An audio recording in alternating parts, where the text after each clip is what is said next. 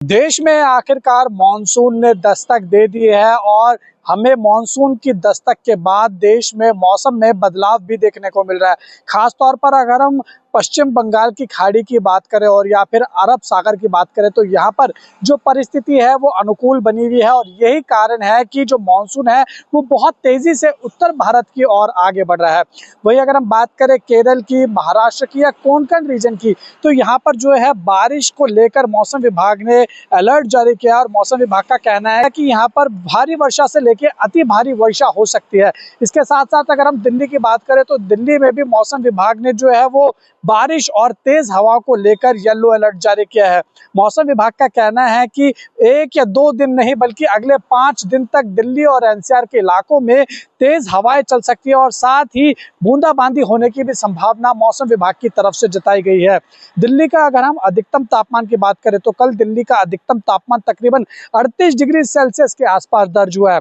वहीं आज का अगर हम बात करें तो आज भी दिल्ली का जो अधिकतम तापमान है वो 38 से लेकर 40 डिग्री सेल्सियस के बीच ही बने रहने की संभावना मौसम विभाग की तरफ से जताई गई है।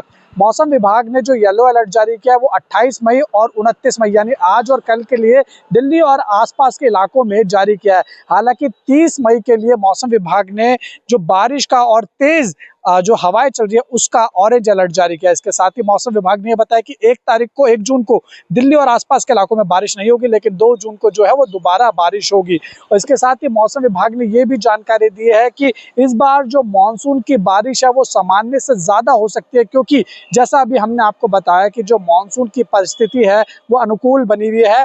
पश्चिम बंगाल की खाड़ी और साथ ही अरब सागर में जो गतिविधियां हो रही है उसकी वजह से जो है पूरे देश में लगातार मानसून की जो गतिविधि है वो देखने को मिल रही है और यही कारण है कि मानसून जो है वो बहुत तेजी से बढ़ रहा है और पूरे उत्तर भारत में जो है वो मौसम बदलता हुआ दिखाई दे रहा है। हालांकि यूपी की बात करें तो यूपी में अगले 4 दिन तक जो है वो उमस भरी गर्मी कई जगहों पर रहने की संभावना मौसम विभाग ने जताई है। तो वहीं बिहार में भी अगले 3 से 4 दिन तक मौसम विभाग ने उमस भरी गर्मी होने की आशंका जताई है। वीडियो जर्नलिस्ट बलदेव के साथ उज्जवल कुमार, JK 24/7 न्यूज, दिल्ली।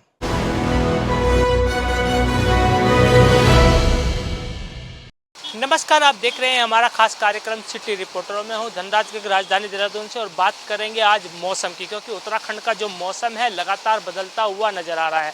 हालांकि जो मौसम विभाग है, मौसम विभाग की तरफ से पहले से ही कहीं ना कहीं पूर्वानुमान जारी किया गया था और साफ तौर पे कहा गया था कि आने वाले 2 से 3 दिन उत्तराखंड के तमाम क्षेत्रों में बारिश और ओलावृष्टि देखने को मिल सकती है। वहीं पहाड़ी क्षेत्रों में भी ओलावृष्टि होने की संभावना मौसम विभाग की तरफ से जताई गई थी और आज देखिएगा कि कहीं ना कहीं मौसम विभाग की जो भविष्यवाणी की गई थी वो सच साबित होती हुई नजर आ रही है, क्योंकि उत्तराखंड के तमाम क्षेत्रों में आज हल्की फुल्की बारिश देखने को मिल रही है। और यदि बात राजधानी देहरादून की करें तो राजधानी देहरादून में भी तमाम क्षेत्रों में बारिश देखने को मिल रही है। हालांकि लोगों को गर्मी से राहत जरूर मिली है, लेकिन जिस तरीके से देखा जाए उत्तराखंड की जो 4 धाम यात्रा है वो इस समय जोरों पर चल रही है, तो ऐसे में कहीं ना कहीं यात्रियों को भी सावधानी बरतने के निर्देश प्रशासन की तरफ से दिए गए हैं, क्योंकि जब भी ऐसा मौसम होता है, बारिश होती है, तो कहीं ना कहीं भूस्खलन के मामले हों या फिर मलबा सड़कों पर आने के मामले हों, ऐसे मामले देखने को मिलते हैं और ऐसे में कहीं ना कहीं दुर्घटनाएं होने की संभावना बनी रहती है। इस तरह की जो दुर्घटनाएं हैं वो ना हो, उनसे बचा जा सके,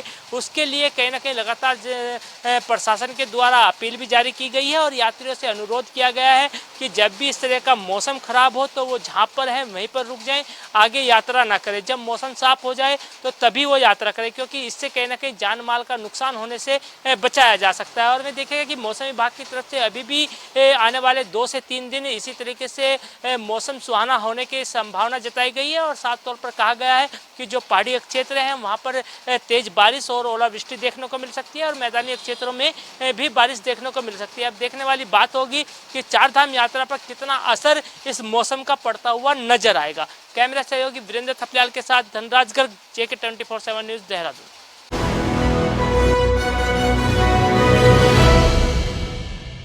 नमस्कार, आप सिटी रिपोर्टर देख रहे हैं। मैं आपके साथ ताबिश कमाल हूँ, मेरे साथ मेरे सहयोगी साजिद है। दिल्ली में बीजेपी की रेखा सरकार का 100 दिन का कार्यकाल पूरा हो रहा है। इस कार्यकाल को लेकर के रेखा सरकार ज़ोरों शोरों तैयारियां कर रही हैं। सभी विभागों से रिपोर्ट मंगाई गई है कि 100 दिन के अंदर सरकार ने क्या काम किया है। आपको बता दें कि पिछले 27 साल से सत्ता से दूर बीजेपी दिल्ली के अंदर लगातार नए नए काम करने की कोशिश कर रही है, जिससे 100 दिन के अंदर वो अपना रिपोर्ट कार्ड जनता के सामने रख सके।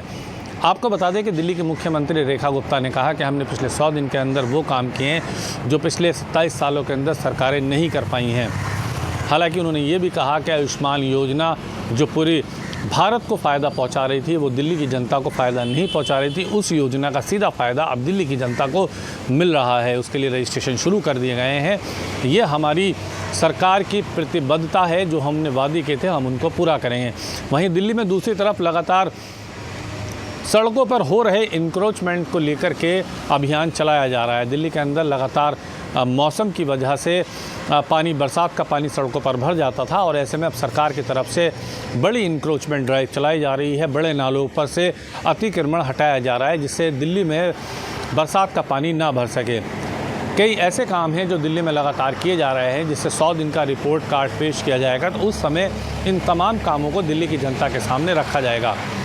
हालांकि सूत्रों के हवाले से ये भी जानकारी मिली है कि 31 मई को दिल्ली के ताल कटोरा स्टेडियम में एक भव्य कार्यक्रम का आयोजन किया जाएगा। इस कार्यक्रम में दिल्ली सरकार के तमाम मंत्री, मुख्यमंत्री, विधायक, सांसद और पार्टी के वरिष्ठ नेता और दिल्ली की जनता मौजूद रहेगी, जहां पर ये बताया जाएगा कि 100 दिन के कार्यकाल के भीतर क्या क्या काम किए गए हैं। वीडियो जर्नलिस्ट साजिद के साथ ताबिश कमाल, दिल्ली।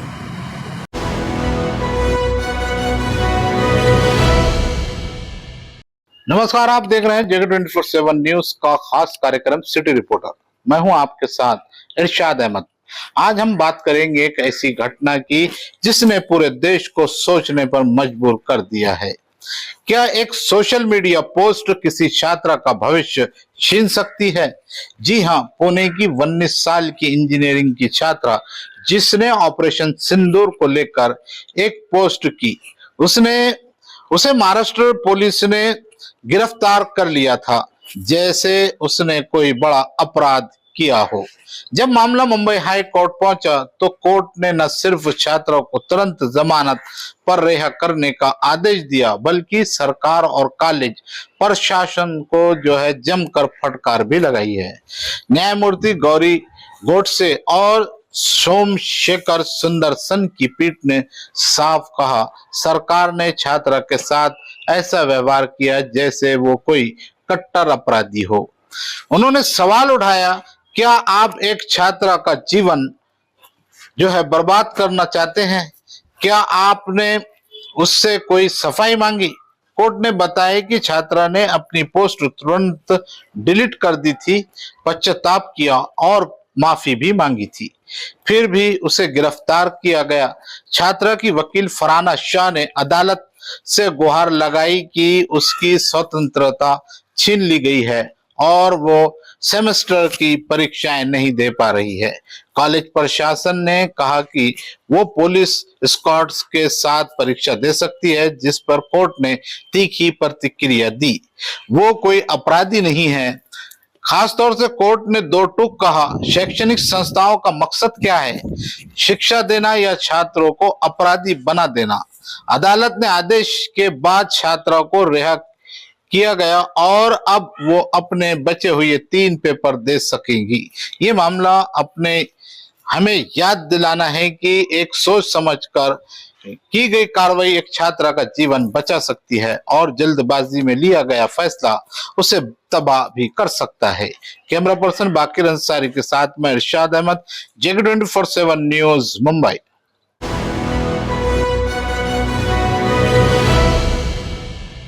मनीष कुमार, आप देख रहे हैं सिटी रिपोर्टर। इस वक्त बिहार से सबसे बड़ी खबर मैं दिखाने जा रहा हूं कि बिहार के जो मुख्यमंत्री को बिहार के शिक्षा विभाग के अपर सचिव एस सिद्धार्थ है, वो जा रहे हैं फूल के गमलों से मुख्यमंत्री जी को स्वागत करने के लिए। लेकिन होता क्या है, उस जगह पे कुछ ऐसी हलचल हो जाती है जो मैं आप देखे होंगे कि मुख्यमंत्री जी उल्टे वो फूल का गमला अपर सचिव शिक्षा विभाग का सिद्धार्थ है उसके सर पे रख देते हैं। कहीं ना कहीं ये दर्शा रहा है कि मुख्यमंत्री जी का मानसिक हालत ठीक नहीं है। विपक्ष कई महीनों से लगातार आरोप लगा रहे हैं, तेजस्वी प्रसाद यादव भी आरोप लगा रहे हैं कि बिहार के मुख्यमंत्री का मानसिक स्थिति ठीक नहीं है। लेकिन जहां भी अगर बिहार में अगर देखिएगा कि बिहार के मुख्यमंत्री जी का अगर प्रोग्राम होता है या सम्मान समारोह होता है तो कभी जो किसी महिलाओं के साथ में जो है हरकतें कर देते हैं, तो कभी जो है एक बड़े अधिकारी के साथ में जो है हरकतें कर देते हैं, जिससे जो है बिहार की आम जनता भी जो है भली भांति जो है समझ रहे हैं कि बिहार के जो मुख्यमंत्री हैं नीतीश कुमार, उनका जो है मानसिक हालत जो है ठीक नहीं है। इसी कड़ी में मैं जनसुराज पार्टी के मैं बात करूं, जो जनसुराज पार्टी के जो प्रशांत किशोर है, प्रशांत किशोर ने जो है लालू प्रसाद यादव पे निशाना साधे। उन्होंने कहा है कि मैं लालू प्रसाद यादव का मैं समर्थन करता हूं, मेरा जनसुराज पार्टी समर्थन करता है। अगर लालू प्रसाद यादव अपने पुत्र को मुख्यमंत्री नहीं बनाकर जो है किसी अन्य व्यक्ति को अगर मुख्यमंत्री बनाएंगे तो जनसुराज पार्टी जो है लालू प्रसाद यादव को जो है समर्थन करते हैं। इसी कड़ी में मैं एक वीडियो आप देखे होंगे कि काफी तेजी से वायरल हो रहा है, तेज प्रताप यादव का, जो लालू प्रसाद यादव जी का लाल है, जो पूरे बिहार ही नहीं पूरे हर भारत के हर जगह मतलब जो है वायरल हो रहा है। उस वीडियो में देखा गया है कि जो तेज प्रताप यादव जो है किसी अंशुका नाम की लड़की से जो है 12 वर्ष का जो है प्यार का इजहार कर रही है, जो उसको जो है खंडित करते हुए जो है जो लालू प्रसाद यादव के जो भतीजे हैं नागिंदर राय, उन्होंने कहा है कि तेज प्रताप यादव जो है हनी ट्रैप का शिकार हुए हैं। अभी जो है लालू प्रसाद यादव के जो घर में जो है खुशी का माहौल है, क्योंकि तेजस्वी प्रसाद यादव के जो है पुत्र रतन पैदा हुए हैं। तेज प्रताप यादव ने भी बधाई दी है, काफी लोगों की बधाई का तांता जो है लगा हुआ है। इससे पहले जो है तेजस्वी प्रसाद यादव का एक पुत्री हुई थी और अब जो है पुत्र रतन भी पैदा हुए, जिससे जो है लालू परिवार में जो है खुशी का माहौल है। पूरा राजद परिवार जो है मिठाई बांट रहे हैं। आप देख रहे हैं सिटी रिपोर्टर, मैं अपने सहयोगी कैमरामैन के साथ समस्तीपुर बिहार से।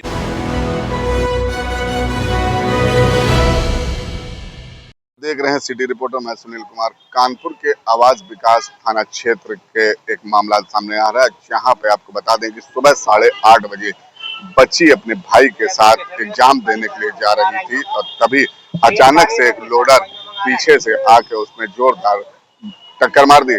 टक्कर लगने से दोनों की मौत हो गई। मौत के बाद क्षेत्रीय लोगों ने पुलिस को दी सूचना और सूचना पाते ही मौके पर पहुंची पुलिस ने फिर जो है कि उनके लड़का है जो मृत है उसके पास से डॉक्यूमेंट्स निकले हैं और डॉक्यूमेंट्स मिलते ही परिजनों को सूचना दी गई तो मौके पर परिजन पहुंचे और परिवार में कोहराम मच गया, क्योंकि एक ही घर के दोनों बच्चे थे। आपको बता दें कि सुबह घर से ये 8:30 और 9 के बीच में बहन एग्जाम देने के लिए गई थी और वही भाई लेके गया था, जबकि एक ही परिवार के दोनों बच्चों की दर पे ही मौत हो गई। और वहीं आपको बता दें कि जिस एक्सीडेंट होने के बाद लोडर जो है मौके से फरार हो गया। अभी तक लोडर को पुलिस ने नहीं पकड़ा और परिवार ने वही शोर शराबा मचना शुरू हो गया, क्योंकि एक जिस घर के बच्चों के ऐसे हालत हो गई तो उसमें परिवार की एक कोहराम मच गया था।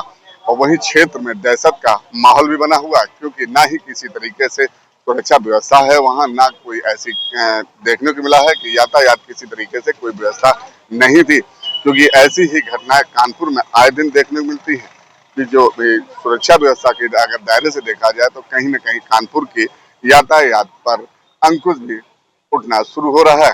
क्योंकि सबसे बड़ी बात यह है कि जब सुबह की घटना है और वहां पर यातायात पुलिस का कर्मी कोई नहीं तैनात था, ऐसे में लोडर जिस तरीके से पीछे से टक्कर मारती है, टक्कर लगने से दोनों की दर पे मौत हो जाती है। मौत होने के बाद पुलिस को जानकारी मिली तो वहां मौके पर पुलिस पहुंचने के बाद शव को पोस्टमार्टम के लिए भेजा गया। भेजने के बाद अब देखने को ये भी है कि किस तरीके से लोडर चालक के या लोडर मालिक के ऊपर कार्रवाई होती है। सबसे अहम बात यह है कि ऐसी घटनाओं को देने वाले अंजामों पर किस तरीके से प्रशासन कार्रवाई करता है और कैसे इसे ढूंढ कर निकाल पाती है, सबसे अहम मुद्दा है। और किस तरीके से इस पीड़ित परिवार को न्याय मिल पाएगा। वीडियो जर्नलिस्ट के साथ सुनील कुमार, जगत न्यूज़ कानपुर।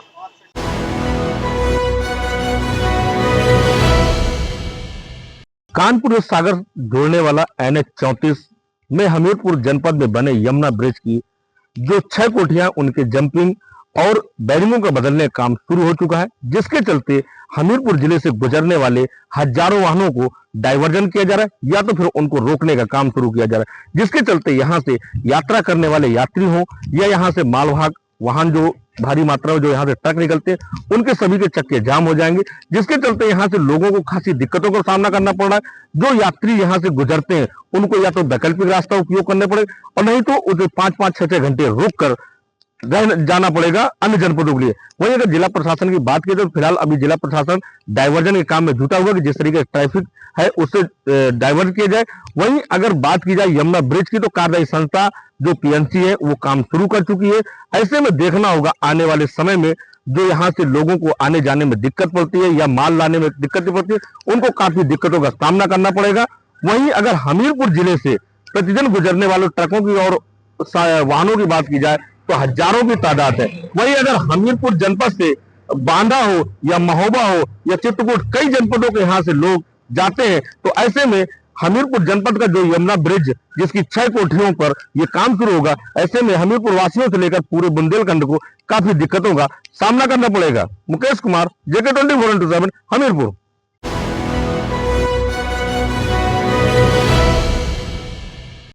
पंजाब की भगवंत मान सरकार ने करप्शन को लेकर एक बड़ी कार्रवाई की है।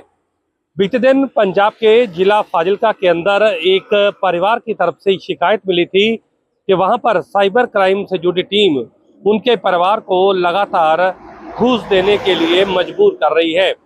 मामला इसलिए सामने आया था क्योंकि एक नाबालिग लड़के की तरफ से किसी पॉर्न वीडियो पर गलती से क्लिक हो गया था, जिसके बाद ये मामला पंजाब के साइबर सेल की फाजिल्का शाखा के पास पहुंचा था। इस पूरे मामले को लेकर साइबर क्राइम थाना के इंचार्ज और बाकी मुलाजिम पीड़ित परिवार से लगातार पैसों की डिमांड कर रहे थे और इस दौरान ये भी बात सामने आई कि पीड़ित परिवार से 1 लाख रुपए की डिमांड की जा रही थी।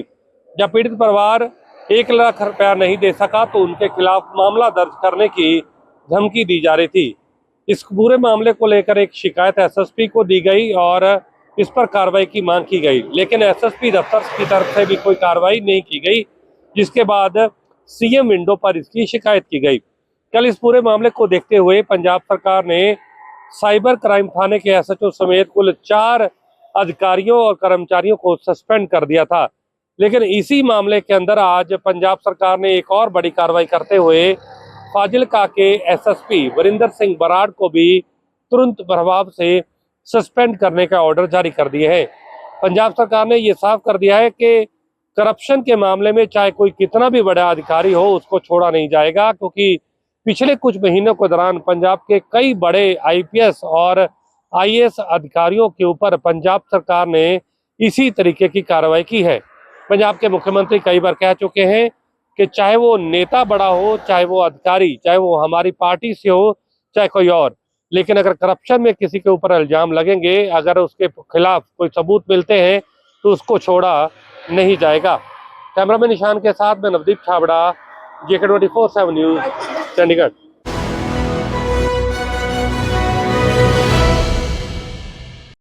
देश के प्रधानमंत्री नरेंद्र मोदी ने अब देश में राहगीर योजना लागू कर दी है। राहगीर योजना के अंतर्गत उत्तर प्रदेश सरकार ने भी इस योजना को प्रोत्साहन करते हुए एक्सीडेंट हुए व्यक्ति को 1 घंटे के भीतर अस्पताल तक पहुंचाने पर जो व्यक्ति उसे अस्पताल तक ले जाएगा उसको 25,000 रुपए का इनाम दिया जाएगा। यह राशि प्रोत्साहन राशि के तौर पर होगी। अब तक देखा गया है कि जितने भी एक्सीडेंट के मामले होते हैं उसमें 70% मौतें हो जाती हैं, क्योंकि पीड़ित को तत्काल रूप से इलाज नहीं मिल पाता, जिसकी वजह है आमतौर पर किसी आम जनमानस के द्वारा पीड़ित को अस्पताल पहुंचाने पर पुलिस के द्वारा पूछताछ किए जाना, तमाम तरीके की सामग्रियां लिए जाना। इन तमाम मुद्दों से हटकर अब देश के प्रधानमंत्री ने खासकर राहगीर योजना के अंतर्गत उन हुनरमंद लोगों को, खासकर वो लोग जो इस तरीके की दुर्घटना में पीड़ित होते हैं, और उन पीड़ितों को अस्पताल तक पहुंचाना, वो भी 1 घंटे के भीतर, यानी कि जो टाइमिंग होनी चाहिए वो ऐसी होनी चाहिए जो कि मैनेजमेंट हो, जो कि मैनेजमेंटेबल हो, किसी भी तरीके से उस व्यक्ति की जान बचाई जा सके। ऐसे में जो व्यक्ति उसे अस्पताल तक ले जाएगा उससे न कोई पूछताछ की जाएगी और न ही कोई सामग्री ली जाएगी, बल्कि देश के प्रधानमंत्री ने इसे प्रोत्साहन राशि के तौर पे 25,000 रुपए देने की बात कही है। हालांकि अभी तक इसका कोई ऑफिशियल नोट नहीं आया है, लेकिन उत्तर प्रदेश के मुख्यमंत्री योगी आदित्यनाथ ने भी इस प्रधानमंत्री की पहल को आगे बढ़ाते हुए उत्तर प्रदेश में भी इस राहवीर योजना को लागू कर दिया है। बताया ही जा रहा है कि अब कोई भी पीड़ित व्यक्ति अगर होगा और उसे अस्पताल ले जाया गया 1 घंटे के भीतर, तो उसे 25,000 रुपए का इनाम दिया जाएगा। वीडियो जर्नलिस्ट सुमित के साथ गौरव पांडे, JK 24/7 न्यूज, लखनऊ।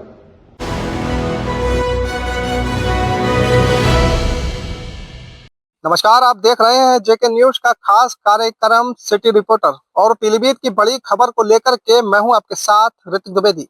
पीलीभीत के इंडो नेपाल बॉर्डर से सटे गांव में बाइबल घर घर पहुंच गई है। मकानों और वाहनों पर ईसाई धर्म के चिन्ह लगाए गए हैं। सिखों को प्रलोभन देकर उनका धर्मांतरण करा दिया गया। सिख गांव में ईसाई धर्मांतरण का यह मुद्दा अब चर्चा बना हुआ है। धर्मांतरण की एक FIR दर्ज होने के बाद तमाम जांच एजेंसियां भी अलर्ट हैं।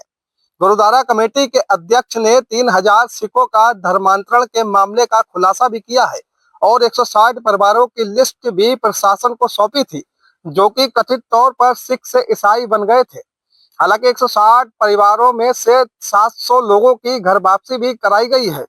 नेपाल सीमा से बिल्कुल सटे सिंगाड़ा उर्फ टाटरगंज, भागीरथ और वैला, इन 3 गांव के सिखों को निशाना बनाया गया है, क्योंकि इस एरिया में गरीबी और बेरोजगारी चरम पर है। इसलिए धर्मांतरण के इस खेल में कुछ बातें कॉमन भी आई हैं। सभी को बीमारी से मुक्ति दिलाने, पैसे देने और भविष्य में मकान बनवाने का लालच दिया गया था। दरअसल भारत पाकिस्तान के बंटवारे के बाद तमाम सिख समुदाय के लोग पाकिस्तान छोड़कर भारत आ गए थे और उन्हें शारदा नदी के किनारे विस्थापित परिवारों का दर्जा देकर सरकार द्वारा बसा दिया गया था। इन परिवारों को राय सिखों के नाम से भी जाना जाता है। इंडो नेपाल बॉर्डर के वारा गांव में करीब 25,000 की आबादी राय सिखों की है। बताया जा रहा है धर्म परिवर्तन का यह खेल सन 2022 से शुरू हुआ। नेपाली फादरियों ने आकर पीलीभीत के तमाम इलाकों को निशाना बनाया और लालच देकर कुछ लोगों को ईसाई धर्म से जोड़ा गया। इसके बाद सिंडिकेट के जरिए चैन सिस्टम लागू करते हुए करीब 3000 लोगों का धर्म परिवर्तन कराया गया था।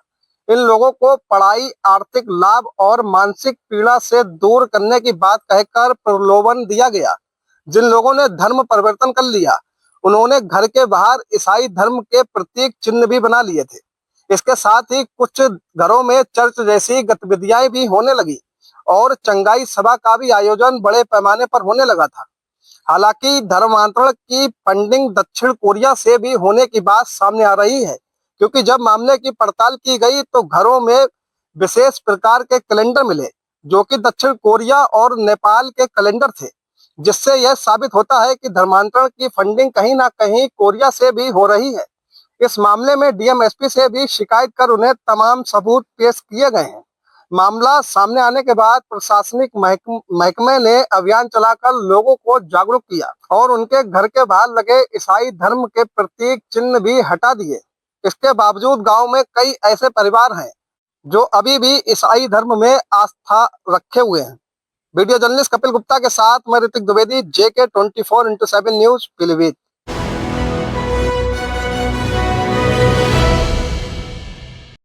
सिटी रिपोर्टर में ख़ास बात यह है कि लखनऊ विकास प्राधिकरण ने सख्ती जाहिर कर दी है। जोनल अधिकारियों के साथ बैठक की VC ने और ये कहा है कि जो आवासीय इलाके में कमर्शियल कारोबार कर रहे हैं उन पर सख्त कार्रवाई करें। विहित प्राधिकरण न्यायालय में अक्सर लोग झूठा हलफनामा देते हैं और अपनी बिल्डिंग को बचा लेते हैं सीलिंग से, ध्वस्तीकरण से, और ये कहते हैं कि हम आवासीय निर्माण कर रहे हैं। आवासीय निर्माण की इजाज़त मिल जाती है और बाकायदा नक्शा पास करवाना पड़ता है, उसके बाद उसमें कमर्शियल गतिविधियां करते हैं। झूठा हलफनामा अगर विहित प्राधिकरण में दिया और कमर्शियल चीज़ें, गतिविधियां नज़र आ गई तो पुनः उन पे वाच संचालित होगा और पुनः वो बिल्डिंग सील होगी, पुनः वो बिल्डिंग ध्वस्तीकरण के दायरे में आ जाएगी। तो सोच समझ के बिल्डर काम करें। कोई भी कानूनी दांव पेच में, कोई भी लिखा पढ़ी में, कोई भी डॉक्यूमेंट्स अगर गलत तरीके से न्यायालय में दिया गया तो उस पर मुकदमा भी निर्धारित किया जाएगा।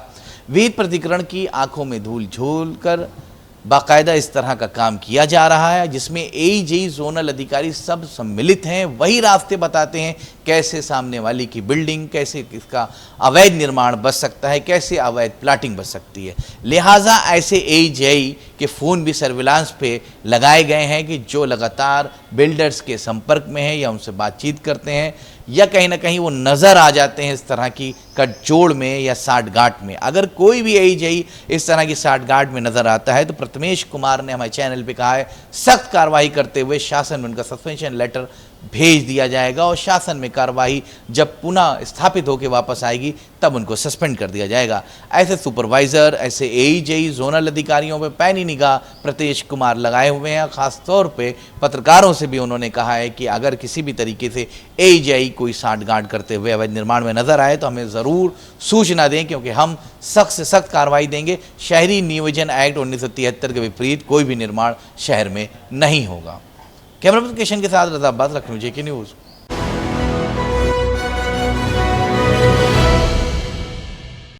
नमस्कार दोस्तों, स्वागत है आपका हमारे विशेष प्रोग्राम सिटी रिपोर्टर में और मैं देहरादून से धीरेन्द्र प्रताप सिंह आपके सामने हाजिर हूँ बड़ी खबर लेकर के। मुख्यमंत्री पुष्कर सिंह धामी के नेतृत्व में आज उत्तराखंड कैबिनेट की बैठक हुई, जिसमें कुल 11 प्रस्तावों पे कैबिनेट ने अपनी मुहर लगा दी। इसमें सबसे महत्वपूर्ण जो प्रस्ताव था वो उत्तराखंड की योग पॉलिसी को लेकर के है। उत्तराखंड में योग पॉलिसी को कैबिनेट ने मंजूरी दे दी है। उत्तराखंड योग पॉलिसी लागू करने वाला देश का पहला राज्य होगा। यूसीसी लागू करने वाला भी पहला राज्य उत्तराखंड है और योग में भी उत्तराखंड बढ़त लेता हुआ दिखाई दे रहा है। और उत्तराखंड सरकार ने उत्तराखंड में योग को बढ़ावा देने के लिए, योग भूमि बनाने के लिए योग पॉलिसी को मंजूरी दे दी है। योग पॉलिसी के तहत प्रदेश के 5 स्थानों पे योग के लिहाज से सुविधाएं विकसित की जाएंगी और वहां पे योग को बढ़ावा दिया जाएगा। इसके साथ ही उत्तराखंड में मेगा इंडस्ट्रियल पॉलिसी को भी सरकार ने मंजूरी दे दी है, जिसके अनुसार प्रदेश में 5 वर्ष को ध्यान में रख करके पंचवर्षीय योजनाएं बनाई जाएंगी और उसमें सभी उद्योगों को 4 अलग अलग भागों में बांटा जाएगा और उसी के आधार पर प्रदेश में उन उद्योगों का विकास किया जाएगा। इसी तरह से आयुष्मान योजना में भुगतान को लेकर के आ रही दिक्कतों को देखते हुए सरकार ने एक बड़ा फैसला लिया है।